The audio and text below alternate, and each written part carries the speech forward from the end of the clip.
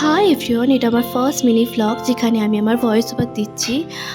So এটা সানডের vlog ছিল। আর Sunday usually আমার হাফ ডে থাকে, বিকেলে আমি ফাঁকাই থাকি।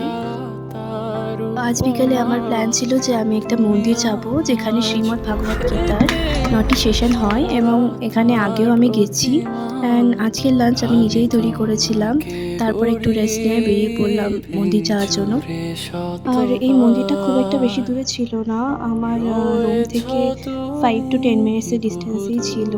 তো খুব তাড়াতাড়ি পৌঁছে গেছিলাম।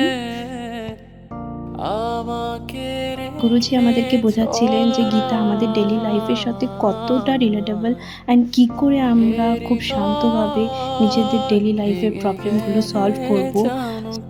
অ্যান্ড সত্যি বলতে সত্যি আমি এখানে অনেক বেশি কানেক্টেড ফিল করি, যার জন্য আবারও এসেছি আমি।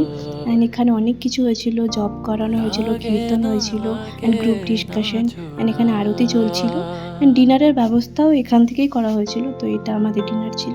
That's all.